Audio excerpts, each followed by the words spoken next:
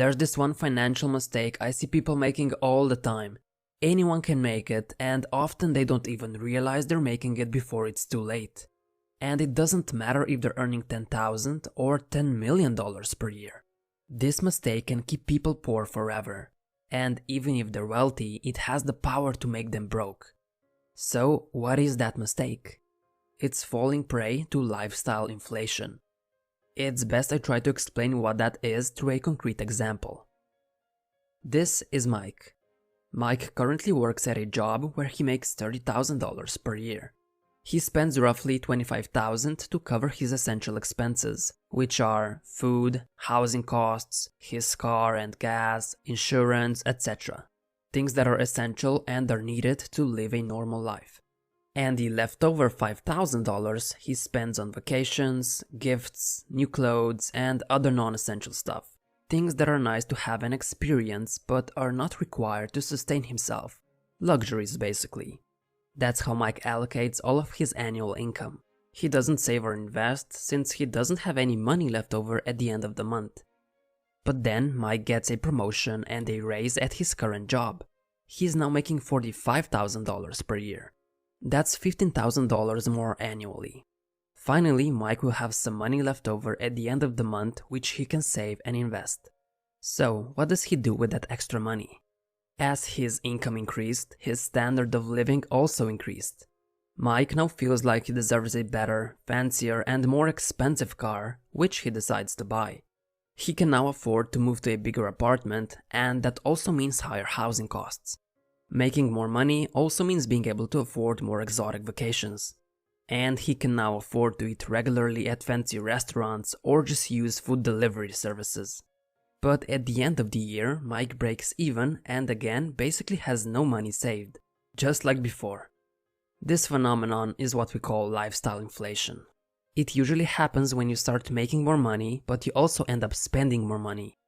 Instead of maintaining the same lifestyle, you upgrade it. Things that were once luxuries become necessities. Instead of saving or investing the extra money, you now need more money to maintain your life. And just like Mike, this is something a lot of people fall for. 78% of American workers are living paycheck to paycheck, and more than 58% have less than $1,000 in savings. At a first glance, this might not seem like that big of a deal. People can choose to spend their money however they like. But when an emergency comes up or an unexpected expense, this can be extremely problematic. Mike is perfectly healthy right now and there's nothing holding his lifestyle back. But what if he gets into a car accident where he's injured badly? Suddenly he doesn't have to cover just his living expenses, but medical bills as well.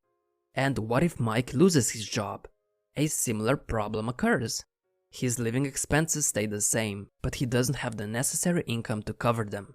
This is why Mike should keep his lifestyle the same and save the money instead of spending it. One might argue that Mike should just try to make even more money. Then he could keep his new lifestyle and save the rest.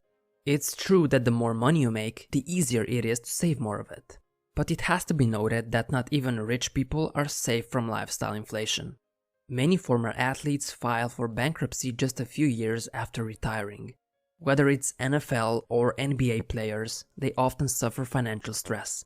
Yes, those athletes were making millions and they did save a lot of money. But because they kept the same luxurious lifestyles, even after their income stopped coming in, they ended up broke.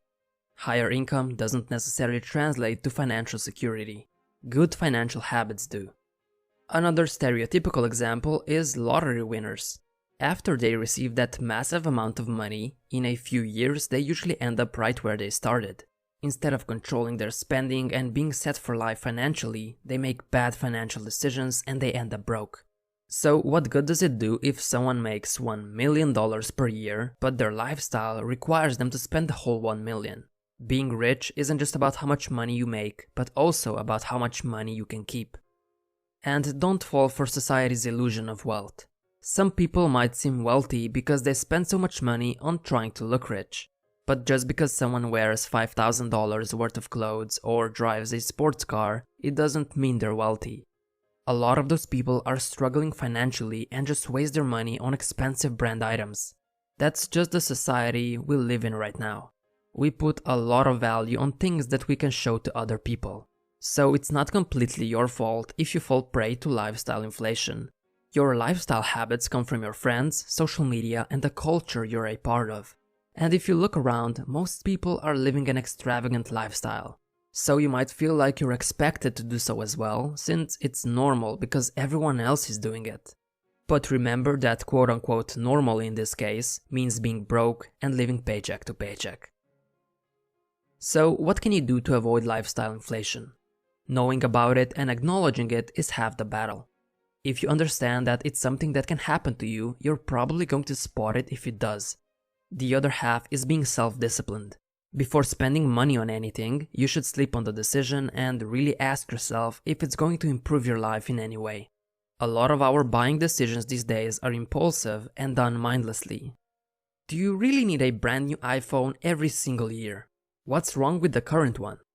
And do you really need to get a $600 watch just because you can afford it? Again, what's wrong with the $60 one? They both show the same time. Stop wasting money on things that don't bring you any long-term benefits just because you have some money to spare right now. There will always be something that you can splurge the money on. After all, it's very easy to spend it. Making money, however, is a little harder. So whenever your income or salary increases, so should the amount of money you save and invest.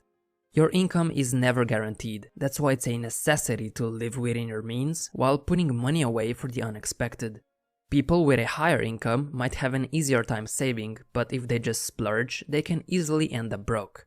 And people with a lower income can still save money if they just budget carefully. They need to figure out what amount of money is enough to fund their lifestyle, and then they must not spend more than necessary. Now, I'm not saying that you should only save money, far from it. There's no point in saving every penny while being completely miserable as a result. Instead, I'm only suggesting that you live within your means and when your income increases, you keep a similar lifestyle. The money that you do spend should be spent on things that you enjoy and that benefit your life. If you think having a Lamborghini is what truly matters to you, go ahead and get it. As long as you don't go into debt for it and it's not to impress others or just for the sake of spending. And be sure to keep in mind that it requires expensive maintenance. I'm going to leave you with one of my favorite quotes from Fight Club. We buy things we don't need, with money we don't have, to impress people we don't like. Are you going to be one of those people who falls for lifestyle inflation? Or are you going to rise above it? The choice is yours. Thanks for watching.